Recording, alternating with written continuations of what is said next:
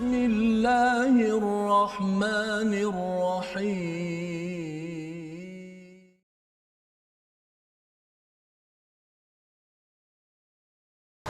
أعوذ بالله من الشيطان الرجيم بسم الله الرحمن الرحيم الحمد لله رب العالمين الرحمن الرحيم مالك يوم الدين إياك نعبد وإياك نستعين اهدنا الصراط المستقيم صراط الذين أنعمت عليهم غير المغضوب عليهم ولا الضالين.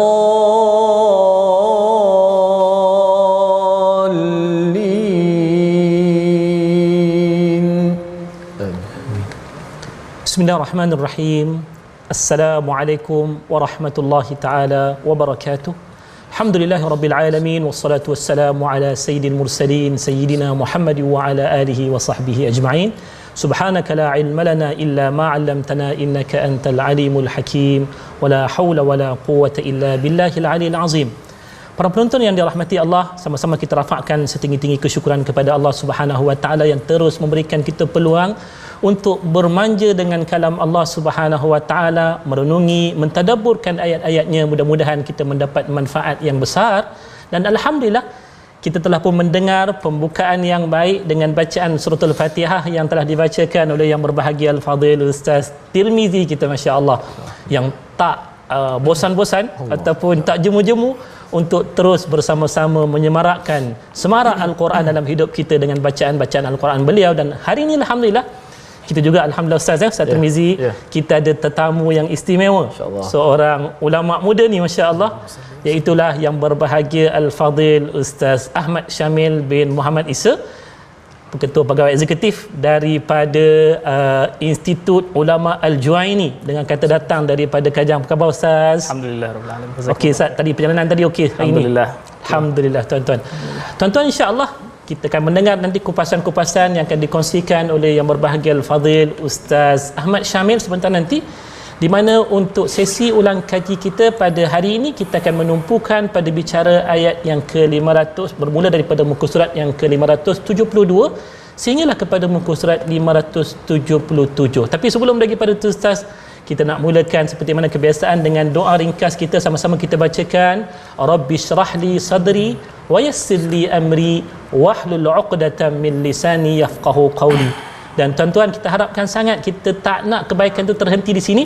Kita harapkan tuan-tuan sudi untuk sebar-sebarkan kebaikan kita di sini untuk dikongsikan dengan sahabat-sahabat yang lain, teman-teman yang lain, menerusi perkongsian FB My Quran Time ni. Mudah-mudahan kita semua beroleh manfaatnya biidznillah taala.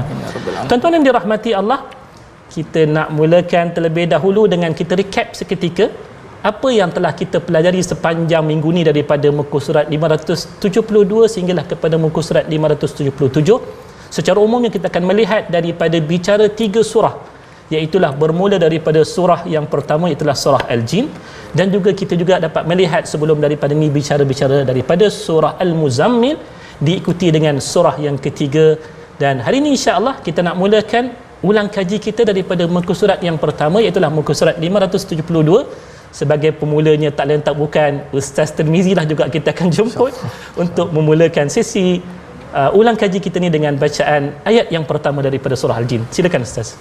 Baik, bismillahirrahmanirrahim. Assalamualaikum warahmatullahi wabarakatuh. Terima kasih kepada Ustaz Syamsul Hakim selaku moderator kita, dan tak terlupakan kepada tetamu jemputan kita Ustaz Syamil Isa. InsyaAllah jom sama-sama kita mulakan majlis kita. Asas perbincangan kita pada ulang kaji ini pada ayat pertama surah Al-Jin. Kalau ada surah An-Nas, surah Jin pun ada juga. InsyaAllah mungkin ramai yang tertarik dengan surah ini, dan jarang baca pun ada juga. Tapi hari ini kita akan baca dan juga kita akan sama-sama tadabbur. A'udzubillahi minasyaitonir rajim. Bismillahirrahmanirrahim. Qul uhiya ilayya annahu istama'a nafarun minal jinni faqalu inna sami'na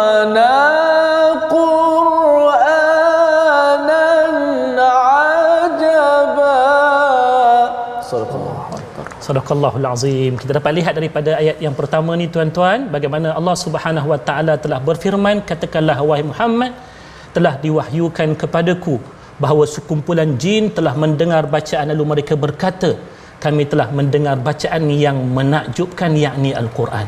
So daripada ayat yang pertama yang kita mulakan sesi ulang kaji kita ni, kita bersama-sama dengan tokoh tadabbur sebelum daripada ni, tapi kita nak lebih menumpukan ketika mana jin mendengar akan ayat-ayat Al-Quran yang dibacakan, jin telah pun dikhabarkan oleh Allah menzahirkan perasaan takjub. Kita nak pergi kepada perkataan takjub yang dizahirkan oleh jin ni sebab kita nak rasakan dalam diri kita. Hari ini ustaz kan, bila mana kita dengar sebahagian daripada manusia yang mendengar Al-Quran, dia kata apalah Quran ni tak ada apa-apa pun, ada benda lain yang lebih best, lebih menarik. Tapi sedangkan Allah sendiri menyatakan jin yang dengar boleh takjub. Kalau manusia dengar tak takjub tu agak-agak macam mana? So kita nak dengar apakah sebenarnya yang membuatkan jin tak kala mana mendengar Al-Quran ini ustaz ya, Ustaz Syamil ya? Apa yang membuatkan mereka takjub dengannya? Mungkin Ustaz boleh kongsikan untuk kita tadabbur insya-Allah. Silakan ustaz. A'udzubillahi minasyaitonirrajim. Bismillahirrahmanirrahim. Alhamdulillah wassalatu wassalamu ala Rasulillah wa ala alihi washabihi ajma'in. Jazakumullah khairan kepada Al-Fadhil Ustaz Syamsul Hakim selaku hos pada pagi kali ini, serta Ustaz Tirmizi, masya-Allah bacaan Al-Quran yang masya-Allah ya, Allahu Akbar. Jadi kembali kepada persoalan ayat yang pertama surah Al-Jin itu.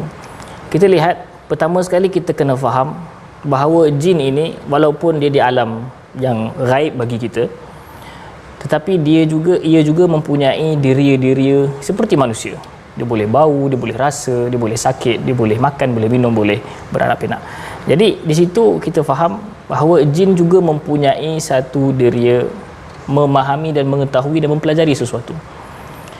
Apa yang disebut dalam Quran dan ajab ataupun dia mendengar Quran yang menakjubkan, dia adalah satu takbir ataupun satu ibarat bahawa jin itu dia melihat susun atur ayat Al-Quran itu begitu cantik dan begitu teliti, fasahahnya ataupun kelancaran yang dibaca oleh Muhammad sallallahu alaihi wasallam, dan cukup tinggi nilaiannya dan cukup hebat, tidak boleh dikatakan digandingkan dengan apa-apa kata-kata manusia. Sebenarnya bukan jin sahaja yang rasa takjub, bahkan orang kafir pun. Kalau kita lihat bagaimana di dalam satu riwayat, iaitu Al-Walid bin Al-Mughirah, seorang kafir Quraisy pada ketika itu, mendengar kata-kata, maknanya mahu mendengar apa yang dibacakan oleh Rasulullah sallallahu alaihi wasallam. Apa yang beliau sebut setelah beliau balik kepada kaum dia, dia kata inna liqaulihi alladhi yaquluhu la halawah wa inna alaihi la talawah. Apa yang dikatakan oleh Muhammad itu sallallahu alaihi wasallam ada satu kemanisan dan ke atasnya ada satu tarikan yang cukup kuat. Maknanya di dalam Al-Quran ini struktur ayatnya sahaja sudah begitu hebat, sudah begitu cantik. Jadi kita boleh lihat sebenarnya jin ini dia seolah-olah dia memahami zauq ataupun tata cara Arab itu dan mendalami perkara tersebut. Dalam masa yang sama mereka memahami bahawa Quran yang diturunkan ataupun yang dibaca oleh Muhammad sallallahu alaihi wasallam ini adalah satu kata-kata ataupun kalamullah, mustahil daripada manusia. Oleh itu kalau kita pergi seterusnya ayat itu, dia akan lihat kata-kata ini ataupun Quran ini membawa kepada rushd, iaitu petunjuk dan panduan. Jadi kat situ kita boleh faham orang yang boleh memahami ataupun melihat struktur ayat yang hebat itu, mereka ini mempunyai satu rasa, orang kata apa, kalau kita faham ataupun dia boleh nampak macam mana Al-Quran ini sebelum pergi kepada maknanya sudah hebat susunannya. Jadi begitulah mungkin kita boleh lihat pada awal-awal ini bagaimana jin sebagai satu pengajaran untuk kita boleh melihat keindahan dan ketakjuban Al-Quran. Maksudnya ustaz, kalau kita sebutkan tadi, kalau nak boleh rasa takjub ni antara rukun-rukun yang utama, apa yang kita buat sekarang ni lah. Maksudnya betul, kita cuba untuk baca seperti mana sepatutnya, dan kemudian nak boleh takjub lagi mesti kena faham. Sebab kalau tak faham ni ustaz, benda yang tak faham ni, orang lain seronok dengan Quran, hanya seorang ni kata tak ada rasa apa-apa pun. Betul. So jin boleh rasa seronok sebab Allah kurniakan kepada dia kefahaman, begitu ustaz. Betul. Dan inilah merupakan satu mukjizat Allah Subhanahu Wa Taala tentang Al-Quran, bahawasanya Al-Quran ini bukan semata-mata untuk kita makhluk yang namanya manusia ustaz. Sebaliknya Al-Quran ini juga untuk makhluk-makhluk yang lain, antaranya jin yang kadang-kadang dimangsakan oleh kita bahawasanya mereka itu konon-kononnya makhluk yang penjahat, yang mengacau kita. Semua jin kita pukul rata ustaz. Lantaran itulah kalau kita lihat dalam muka surat yang kedua ustaz, pada firman Allah Subhanahu Wa Taala ayat yang ke-14, di situ Allah menyatakan wa anna minnal muslimuna wa minnal qasitun faman aslama faulaika taharraw rasyada.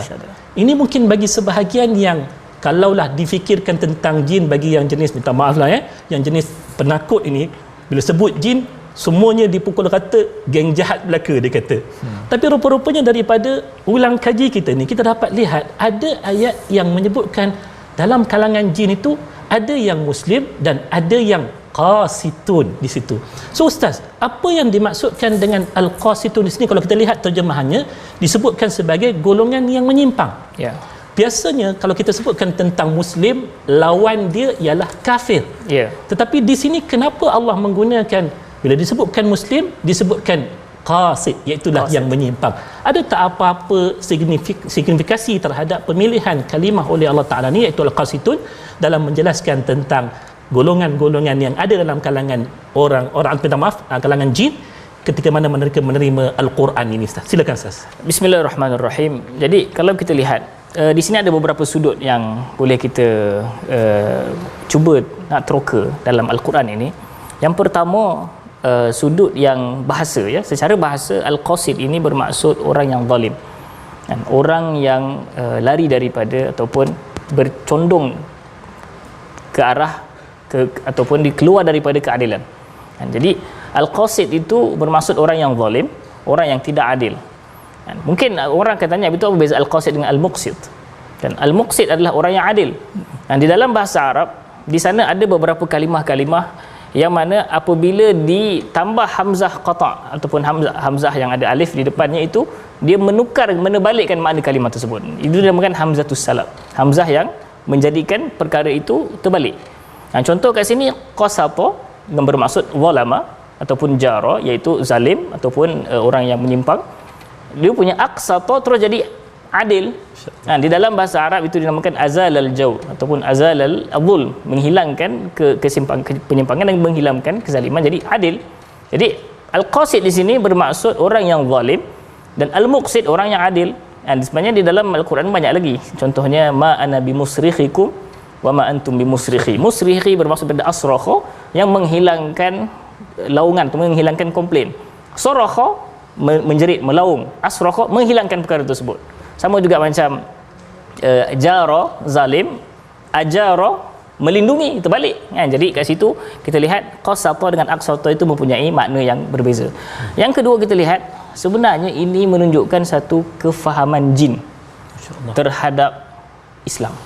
Bagaimana beliau ataupun di dalam golongan ini dikatakan 9 orang lebih kurang, kan? 9 bukan orang lah, 9 jin lah, kan? Nak kata ekor pun tak tahu ada ekor ke tak, kan?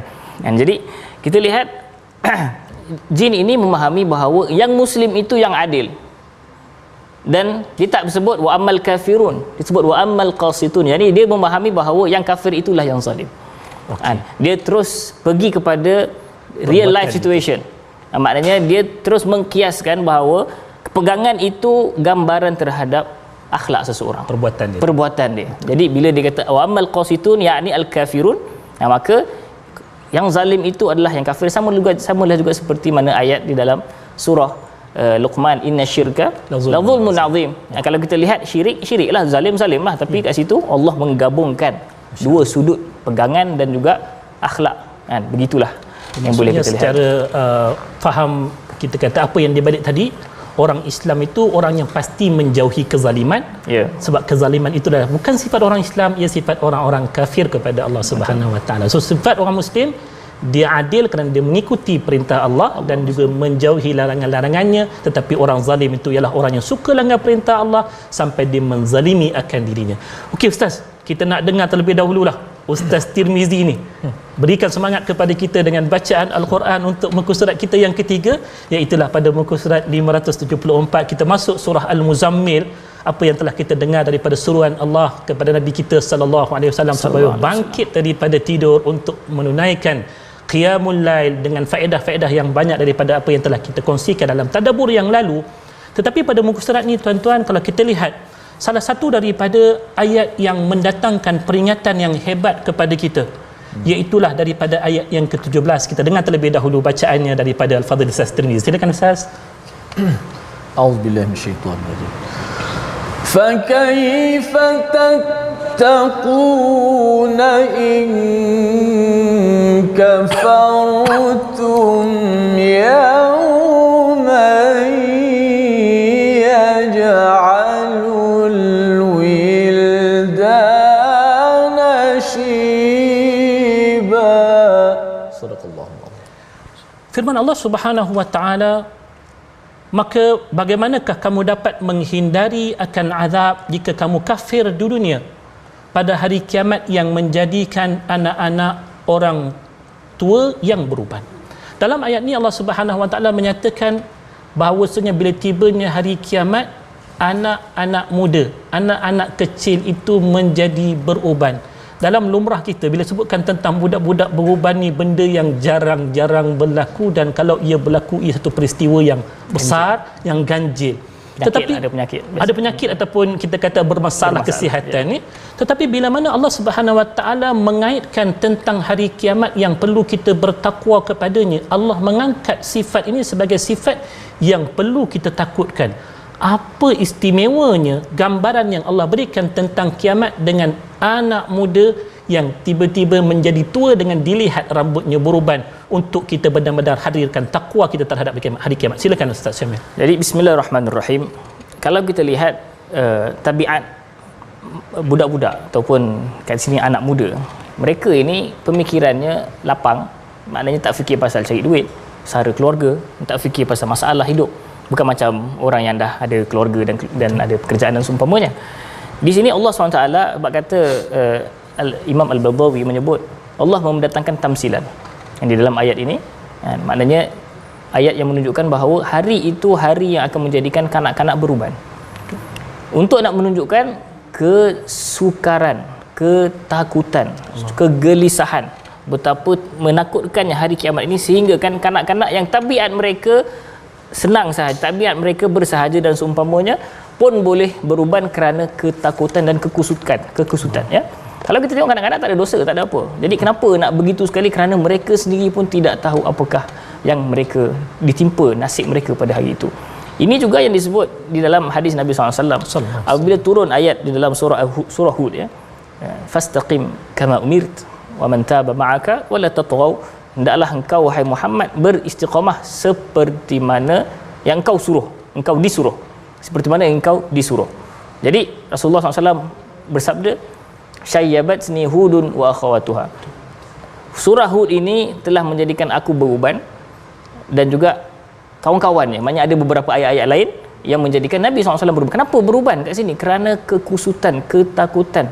Seolah-olah Allah SWT apabila menyuruh Nabi untuk beristiqamah itu mendatangkan satu tanggungjawab yang lebih berat, dan juga mendatangkan satu keberatan amanah yang dipikul oleh Rasulullah SAW. Jadi demikian juga kita faham di dalam ayat ini bagaimana hari yang menakutkan ini Allah memberi perumpamaan hinggakan kanak-kanak pun boleh beruban kerana besarnya, takutnya, betapa gelisahnya kanak-kanak itu pada hari kiamat tersebut. Kalau begitu, kalau hebatnya, dahsyatnya hari tersebut Ustaz, kalau kita kata kita tak mampu untuk hadirkan takwa yang sebenar untuk hari akhirat nanti, pasti ketakutan itu akan berganda. Maksudnya kalau kita tak buat apa-apa persediaan, tak buat apa-apa persiapan untuk hari yang menakutkan, kalau dalam dunia ni orang panggil preparation for the worst scenario, siapa yang bersedia untuk hari yang terburuk, paling kurang kalaupun tiba hari yang terburuk tersebut, dia lebih bersedia. Maka kita bila sebutkan tentang kiamat tadi kan, kita kata kita perlu bersedia, dan kita dapat lihat dalam muka surat yang telah kita lihat ayat yang kita bacakan tadi, ia berlaku di bawah daripada perintah Allah terhadap Nabi untuk bangun qiyamul lail. Seolah-olahnya kalau kita dapat faham Ustaz bagaimana apa yang Allah letakkan sebagai matlamat kenapa kita perlu berusaha untuk beramal sampai bangun qiyamul lail. Nak bangun qiyamul lail ni bukan senang kan Ustaz Kita terpaksa melawan mengantuk kita, melawan sejuk kita. Agak-agak untuk tujuan apa? Antaranya sebab akan tiba pada kita hari yang sangat-sangat dahsyat, hari yang sangat-sangat menggerunkan, sampai anak-anak yang tak sepatutnya beruban pun boleh menjadi beruban disebab kedahsyatan hari tersebut.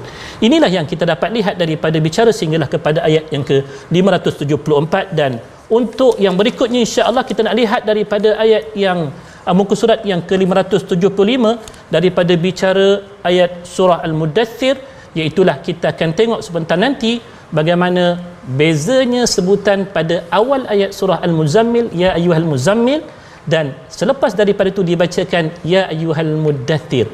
Satu kalau kita lihat terjemahannya wahai yang berselimut, satu lagi wahai yang berselimut, tapi sebutan satu dengan ya ayyuhal muzammil dan satu lagi dengan ya ayyuhal muddathir. Agak-agak ada tak perbezaan di antara dua perkara ini, di mana perkara ini insya-Allah kita akan lihat selepas daripada sesi yang kedua. Tetapi sebagai pemula untuk kita nak panaskan, tuan-tuan jangan bergerak ke mana-mana, Ustaz bacakan seruan ayat yang pertama surah Al-Mudaththir. Silakan Ustaz Tirmizi. Auzubillahi minasyaitonir rajim. Bismillahirrahmanirrahim. Ya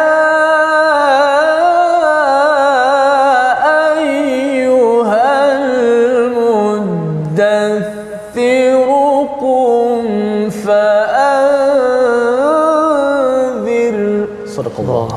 Sadaqallahul azim. Jangan ke mana-mana, kembali selepas ini insya-Allah.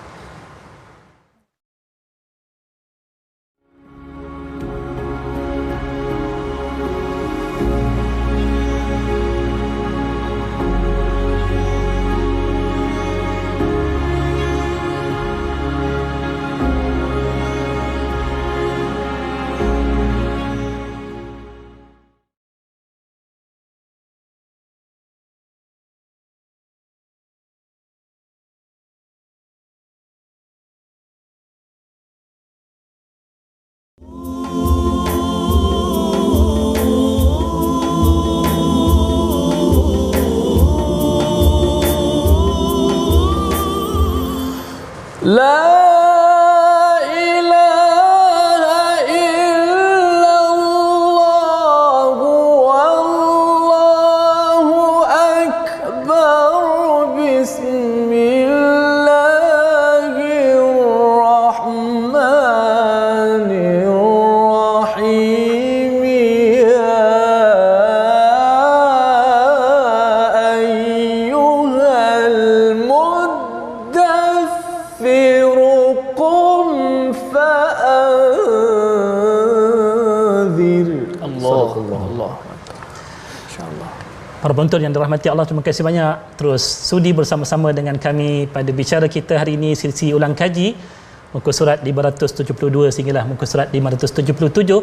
Dan kita sebentar tadi sebelum daripada kita berhenti seketika untuk rehat seketika tadi, kita ada soalan yang telah kita kemukakan awalannya, dan alhamdulillah kita sekali lagi mendengar bagaimana Allah Subhanahu Wa Taala telah menyeru akan Nabi kita satu ketika dahulu dengan seruan daripada awal surah Al-Muddaththir, yang mana kalau kita lihat maksud terjemahannya itu tak jauh beza daripada ayat pertama surah Al-Muzammil, ya ayyuhal muzammil, wahai yang berselimut. Dalam ayat yang kedua juga Allah menyebutkan, ataupun ayat yang pertama dalam surah Al-Muddaththir, surah yang kedua Allah menyatakan ya ayyuhal muddaththir, wahai orang yang berselimut. Dua-dua kalau dari sisi kita atas kefahaman bahasa Melayu kita ni samalah maksudnya Ustaz ya. Tetapi kenapa pemilihan kalimah muzammil di sana, di sini dipilih kalimah al-mudaththir? Dan di sini kalau kita lihat menarik juga Ustaz, Allah biasanya kalau memanggil akan Nabi sallallahu alaihi wasallam, Allah panggil dengan panggilan ya ayyuhan nabi, ya ayyuhar rasul. Tapi di sini Allah panggil Nabi dengan keadaan Nabi sallallahu alaihi wasallam pada ketika tersebut. Maka agak-agak apa hikmah yang dapat kita pelajari daripada perbezaan kalimah dua ini, yang pertama, dan yang kedua, apa hikmahnya Allah memanggil Nabi kita dengan keadaan Nabi, bukan dengan sifat Nabi sallallahu alaihi wasallam. Bismillahirrahmanirrahim. Jadi saya jawab yang kedua dulu sebab itu yang pendek. Jawab yang pertama lepas tu. Insya-Allah. Surah ini iaitu surah Al-Muzammil dan Al-Mudaththir. Dia adalah antara surah yang awal-awal diturunkan dalam Al-Quran. Jadi pada awal-awal Rasulullah sallallahu alaihi wasallam dirinya seolah-olah kalau kita lihat di dalam penurunan wahyu yang pertama, Iqra bismi rabbikal ladzi khalaq, Ibnu Qayyim mengatakan Rasulullah SAW tanabba'a bi Iqra, menjadi nabi dengan Iqra, dan ursila bi ya ayyuhal muddaththir qum fa'anzir. Maksudnya seolah-olah Nabi SAW dijadikan rasul ketika turunnya ayat ini. Oleh kerana itu munasabah kenapa Allah Subhanahu Wa Taala tidak memanggil Nabi ya ayyuhan nabi, kerana dia pada permulaannya belum lagi selesa dengan panggilan tersebut, seolah-olah begitu kalau kita lihat. Jadi Allah SWT menggunakan kalimah ya ayyuhal muddaththir, wahai orang yang berselimut, dan juga ya ayyuhal muzammil. Surah itu turun selepas sedikit daripada surah ini, yang munasabah bagaimana Allah SWT memanggil keadaan Nabi yang begitu, seolah-olah di sana ada satu sudut kefahaman Allah membelai dan Allah menjaga Nabi SAW bagaimana keadaannya begitu. Itu yang pertama. Yang kedua yang panjang sikit, iaitu kita lihat kebiasaannya terjemahan kita Al-Mudaththir ini daripada tadaththara, dan Al-Muzammil daripada tazammala, yakni kalau di dalam bahasa Arab secara umumnya dia mengatakan berselimut. Tapi kalau kita pergi secara mendalam, kita lihat setiap perkataan itu ada dia punya kata akarnya. Zamala itu bermaksud hamala, iaitu pun pikul. Jadi kalau kita tengok dalam bahasa Arab, zamilatun adalah unta yang memikul barang. Jadi bila kita lihat tazammala atau al-muzammil itu orang yang memikul, seolah-olah dirinya memikul kepenatan, memikul satu bebanan yang cukup berat. Sama ada bebanan itu bebanan secara hissi ataupun secara yang boleh kita rasa, ataupun bebanan itu adalah bebanan maknawi, itu risalah itu sendiri. Dan juga tadaththara ataupun al-mudaththir dalam bahasa daripada dathara itu bermaksud satu perkara di atas satu perkara yang lain, maknanya seolah-olah bertimpa-timpa. Jadi di dalam ayat ini al-mudaththir orang yang menutup dirinya dengan kain dan kain, seolah-olah sedang berselimut, menyelubung selimut. Apakah kemunasabahan dua-dua ayat ini? Kalau kita lihat orang yang pertama iaitu al-muzammil, walaupun dua-duanya adalah Rasulullah sallallahu alaihi wasallam. Kalau kita lihat sebab nuzulnya, Rasulullah SAW diriwayatkan bahawa setelah turunnya wahyu dan Rasulullah mula berdakwah, ada perancangan-perancangan daripada kafir Quraisy di Darun Nadwah untuk berkonspirasi ke atas Rasulullah sallallahu alaihi wasallam, dan Rasulullah tahu perkara itu, dan kesedihan serta rasa berat. Lalu Allah SWT menyuruh untuk Rasulullah SAW, qumil laila illa qalila. Cara untuk nak hilangkan rasa berat itu adalah bangun qiyamul lail. Jadi muzammil kena dengan waktu malam. Bangun pada waktu malam. Jadi penyelesaian untuk masalah-masalah jiwa Rasulullah SAW berqiyamul lail. Adapun al-mudaththir, kesesuaiannya ni surah ini turun, kita ada riwayat yang kuat mengatakan setelah wahyu terputus sekejap daripada surah Iqra selama beberapa hari, ada yang kata 40 hari dan seumpamanya, turun surah Al-Mudaththir seolah-olah, dan qum fa'anzir, bangunlah memberi peringatan, seolah-olah nak mengatakan pada ketika itu Nabi Muhammad sedang berselimut, sedang masih lagi kita boleh kata bersenang-senang, ibaratnya kan. Dan maknanya seolah Nabi SAW masih tak tahu lagi nak kena buat apa, sebab Rasulullah belum jadi rasul lagi pada ketika ini. Jadi turun qum fa'anzir, dan sesuai, bangunlah pada waktu itu dan memberi peringatan kepada manusia sesuai pada waktu siang. Jadi kita lihat kedua-duanya ini ada kesesuaian tertentu, dan bagaimana Allah SWT menyusun setiap kalimah yang diletakkan itu kalimah yang cukup tepat pada masanya, sesuai pada waktunya. Masya-Allah Ustaz. Dan apa yang kita dapat lihat juga, bagaimana bila mana disebutkan tadi al-muzammil itu keadaan Nabi tertanggung beban yang berat, dan ianya diringankan dengan qiyamul lail. Kalaulah Nabi, seorang Nabi yang memikul beban yang berat itu diringankan oleh Allah dengan qiyamul lailnya, di sini peluang kita bagi siapa-siapa yang terasa terbeban dengan hidup, bangunlah dengan qiyamul lail. Insya-Allah janji daripada Allah ianya akan diringankan. Dan kalaulah ada yang terbeban dengan urusan-urusan hidup yang lain, buatlah, usahakanlah dakwah qum fa'anzir, in tansurullaha yansurkum. Bila mana kita buat kerja dakwah, sampaikan peringatan daripada Allah, insya-Allah Allah pasti akan meringankan kita dengan pertolongan daripada Dia, seperti mana Nabi sallallahu alaihi wasallam Allah ringankan dengan memerintahkan Nabi berdakwah walaupun nampak berat, tetapi pertolongan Allah itulah yang akan meringankan hidup kita, insya-Allah. Dan tuan-tuan, kalau kita lihat kepada muka surat 576, masih lagi dalam bicara surah Al-Mudaththir.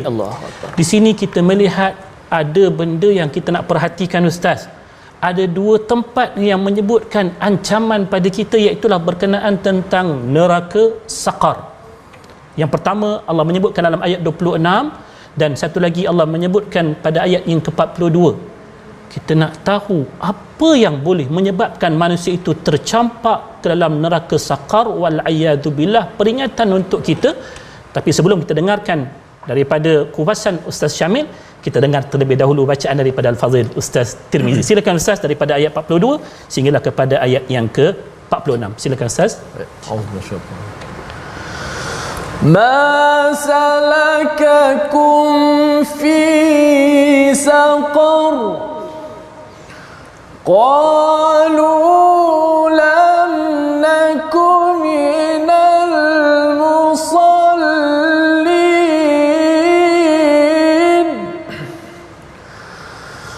wa lam naku nut'imul miskina wa kunna nakhudu ma'al khaidina wa kunna nukadzibu biyaumiddin.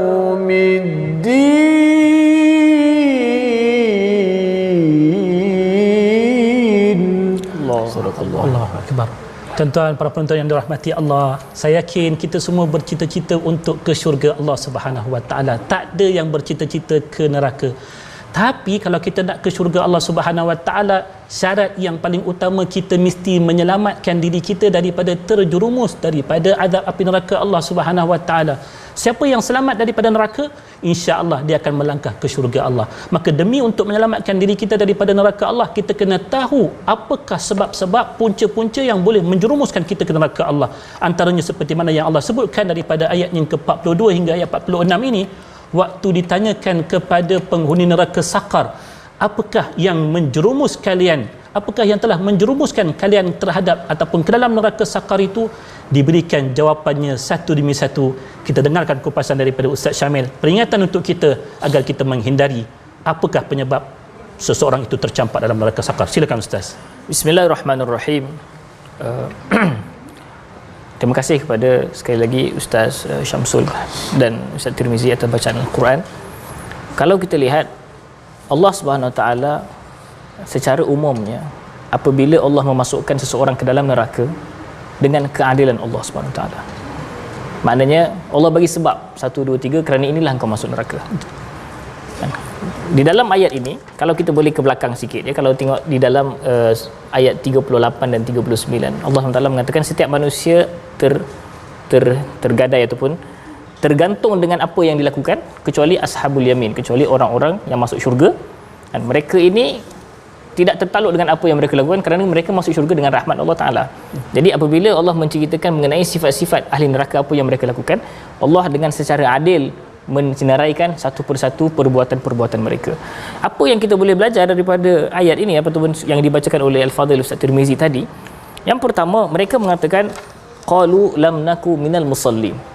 Bukan qalu lam naku nusalli, tidak, lam naku minal musallin. Jadi semuanya itu ada isyarat-isyarat tertentu. Mereka mengatakan kami tidak menjadi kalangan orang-orang yang salat.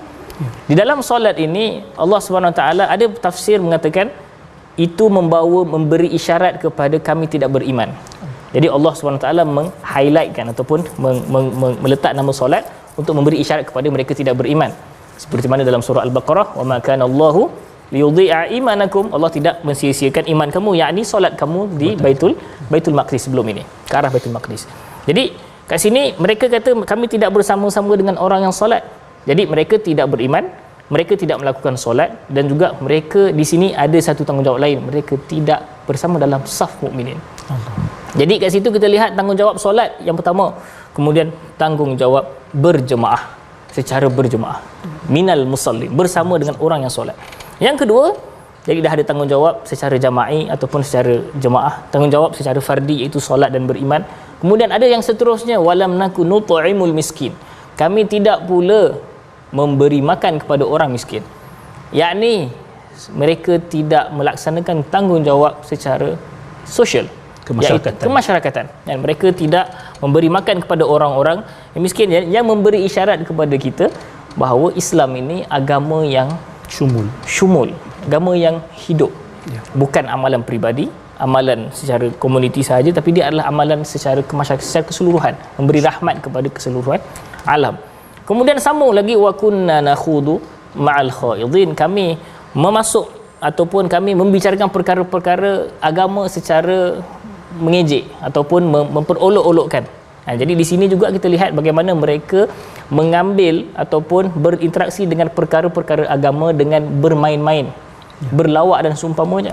Sedangkan Allah SWT menyebut innahu laqaulun fasl wa ma huwa bil hazl, sesungguhnya Al-Quran ini qaulun fasl, satu kata-kata yang pemisah, kata-kata yang solid, dan dia bukan kata-kata yang kau boleh buat main.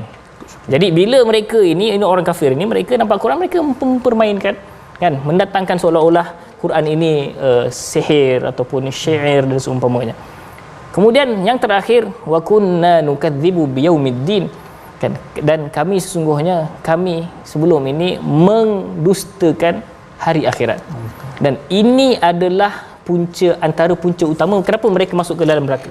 Kerana orang yang tidak hidup dengan kefahaman terhadap hari akhirat, mereka ini neraca kehidupannya tempang.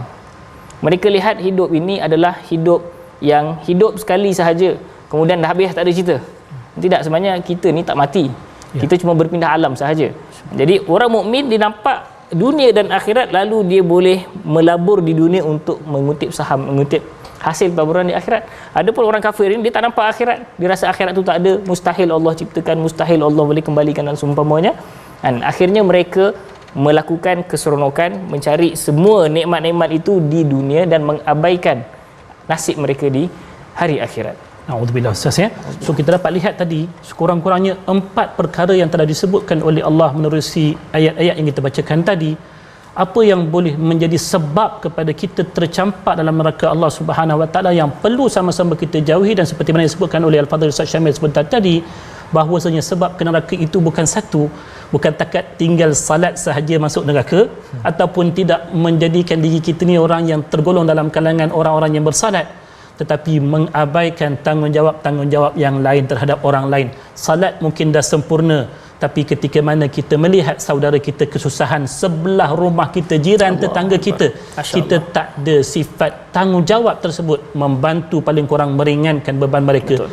Ini juga boleh menjadi sebab kepada seseorang itu terjebak dalam neraka Allah, seperti mana dalam surah Al-Ma'un, kan Ustaz, kan? Alam ara'aita alladhi yukadzibu biddin fadzalikal ladzi yad'ul yatim. Didahulukan urusan dengan manusia berbanding barulah selepas daripada diceritakan tentang salat. Ini benda yang besar sebenarnya. Dan kita juga alhamdulillah tuan-tuan, sempat juga kita masuk ke surah yang keempat sebenarnya Ustaz. Minggu ni banyak surah kita dapat ni, alhamdulillah, syukur banyak pada Allah. Selain daripada kita dapat tengok surah Al-Jin, yang sebelum daripada ni mungkin orang takut nak baca surah Jin, sebab dia kata kalau baca surah Jin nanti jumpa jin susah. Sedangkan Quran ini Tuhan turunkan untuk kita tuan-tuan, bacalah ia untuk kita kenal siapakah makhluk yang sama-sama dengan kita. Yang takut tu kebetulan rakam surah Jin tu lampu terpadam pula. Jadi cerita na'udzubillah min dzalik. Tapi surah Al-Jin Tuhan suruh kita baca untuk kita ambil pengajaran. Betul. Kita pula jumpa dengan surah Al-Muzammil, apa inspirasi Nabi untuk nak ringankan beban hidupnya, qiyamul lailnya. Kita pergi kepada surah Al-Mudaththir, kita dapat tengok dakwah Nabi SAW sampai kepada suara yang terakhir yang sempat kita bincang sama-sama dalam minggu ni, iaitu pada muka surat 577, iaitu surah Al-Qiyamah. Surah cerita tentang kiamat ni Ustaz. Allahu Akbar. Kalau cerita tentang kiamat, dan kita dapat lihat Al-Quran ni Ustaz, ya, dalam juzuk-juzuk yang terakhir makin banyak cerita tentang kiamat, seolah-olah nak membayangkan bahawasanya apa yang kita lalui daripada fasa-fasa kehidupan kita ni, penghujung bagi kehidupan kita, antara benda yang penting untuk kita ingat, jangan dah hidup senang lenang, lupa akhirat. Ibaratnya begitu, maka kita dapat lihat banyak bicara tentang akhirat di juzuk-juzuk yang terakhir, termasuklah satu surah yang besar iaitu surah Al-Qiyamah. Dan disebut tentang kiamat ni Ustaz, antara hujah-hujah yang digunakan oleh orang-orang yang tak percaya tentang kiamat, iaitulah mereka mempersoalkan bagaimana keadaan tulang belulang manusia yang dah hancur selepas daripada dia mati, ianya dapat dibangkitkan semula sehinggalah lengkap sempurna kejadian manusia untuk kehidupan kali yang kedua. Lalu Allah Subhanahu Wa Taala menjawab bahawasanya kekuasaan itu dengan Allah kata dia telah menyempurnakan penciptaan jari-jari manusia ni. Kalau kita lihat jari-jari kita ni, alah, kadang-kadang orang kata apalah sangat jari-jari ni. Tapi bagi Allah Subhanahu Wa Taala, jawapan daripada Allah ni pasti jawapan yang tuntas, tepat untuk kita lihat sama-sama sebagai satu daripada bukti tanda-tanda kekuasaan Allah. Kita nak dengarkan kupasan daripada Ustaz Syamil.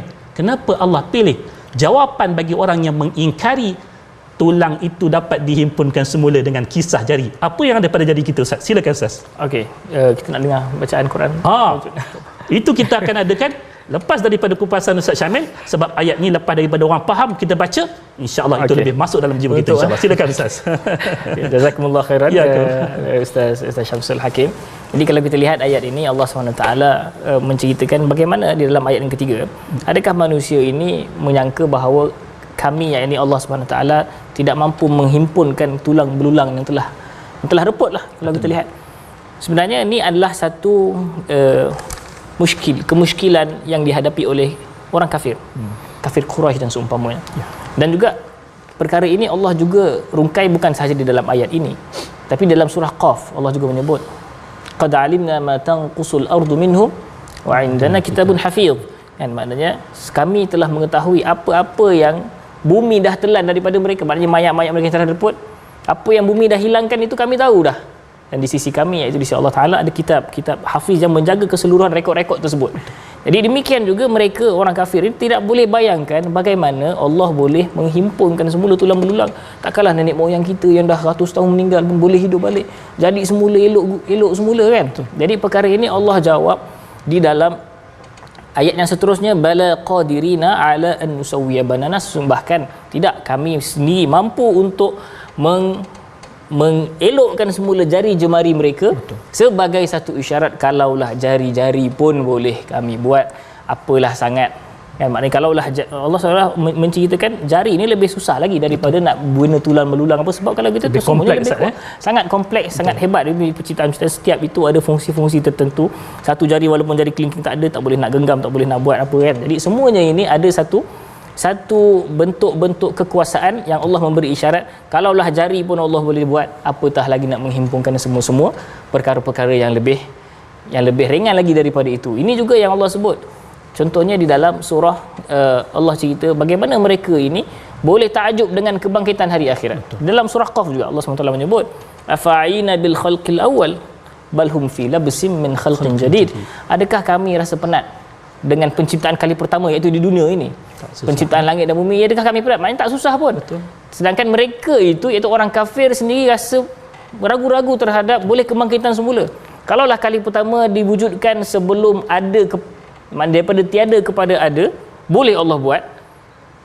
Tak untuk nak mewujudkan benda yang sudah ada, senang saja. Lagilah lebih senang. Betul, kan? Maknanya kat situ sendiri Allah SWT memberikan satu bentuk logik supaya kita boleh fikir. Dan demikianlah juga di dalam ayat ini Allah SWT menyebut, dan inilah satu bentuk ketinggian kekuasaan Allah SWT di dalam nak menyusun jari-jari ini. Satu laftah ataupun satu perkara yang boleh kita lihat di dalam perkara ini juga adalah Allah SWT apabila menceritakan kejadian manusia secara detail, dan kalau kita tengok dalam surah-surah lain penceritaan daripada janin dan seumpamanya, itu nak menunjukkan bahawa akulah yang buat, ada pencipta. Betul. Dan Allah menceritakan segala ayat-ayat mengenai penciptaan alam dan seumpamanya, nak memberi isyarat bahawa Allah lah yang menciptakan semua ini. Jadi tidak ada tempat untuk keraguan bahawa di sana ada Tuhan.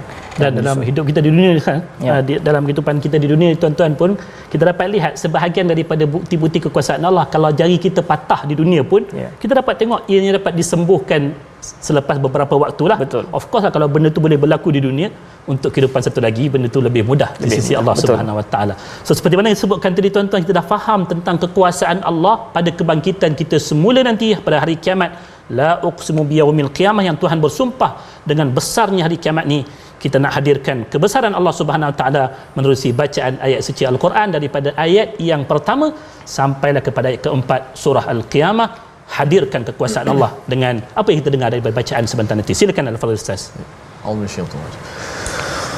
Bismillahirrahmanirrahim. La uqsimu biyawmil qiyamati wa la uqsimu bin nafsil lawwamah. Allah. Ayahsabul insanu an lan najma'a 'idhamahu bala qadirina 'ala an nusawwiya banana. Subhanallah, inilah kekuasaan Allah pada menciptakan kita di dunia, dan Allah jugalah yang berkuasa untuk membangkitkan kembali bagi kehidupan yang kedua, iaitu kehidupan akhirat. Penting untuk kita ambil peringatan tentang tibanya hari tersebut. Mudah-mudahan dengan kita mendalami ayat-ayat Al-Quran ini, Allah memberikan kita suluhan hidayahnya untuk kita terus beramal, bertakwa untuk hari akhirat yang bakal tiba. Bagi melengkapkan bicara kita pada hari ini, insya-Allah kita harap doa yang akan dipimpin oleh Al-Fadhil Ustaz Ahmad Syamil sebentar nanti. Allah memberkati pertemuan kita pada hari ini dan menjadikan ilmu yang kita peroleh ini insya-Allah bermanfaat dunia dan juga akhirat kita. Dipersilakan Al-Fadhil Ustaz untuk membacakan doa. A'udzubillahi minasyaitonirrajim. Bismillahirrahmanirrahim. Alhamdulillahirabbil alamin. Wassalatu wassalamu ala sayyidil mursalin sayyidina Muhammadin wa ala alihi washabbihi ajma'in. Allahumma ja'al jam'ana hadha jam'an marhuma wa tafarruqana min ba'di tafarruqan ma'suma. Allahumma la taj'al fina wala minna shaqiyyan wala mahruman bi rahmatika ya arhamar rahimin. Allahumma inna 'abiduka banu 'abidika banu imaik nawasina biyadik madin fina hukmuk adlun fina qada'uk.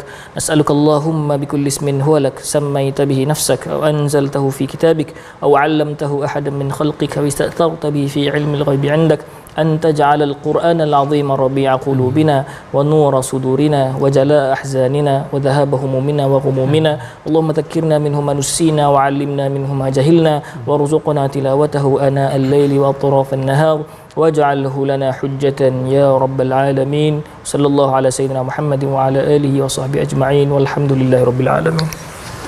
Amin amin ya rabbal alamin. Insya-Allah tuan-tuan, bagi tuan-tuan yang tak berkesempatan untuk menonton pada tengah hari ini, kita juga sesi ulangan pada petang ni dan juga malam nanti insya-Allah. Dan jangan lupa untuk bersama-sama dengan kita menyebarluaskan kebaikan Al-Quran menerusi tabung gerakan Al-Quran. Setiap daripada apa yang tuan-tuan sumbangkan insya-Allah akan dimanfaatkan demi untuk menyebarluaskan ilmu Al-Quran. Kita beroleh manfaat bersama untuk dunia dan juga akhirat kita. Sehingga itu kita doa agar Allah menerima segala amalan kita dan memberikan keberkatan pada ilmu yang kita terima ni. Jazakumullah khairan katsira kepada Al-Fadhil Ustaz Ahmad Syamil Isa dan juga yang berbagi Ustaz Tirmizi yang terus dengan senyuman dan juga bacaan Al-Quran. Mudah-mudahan kita semua dirahmati oleh Allah Subhanahu wa taala. Assalamualaikum warahmatullahi taala wabarakatuh.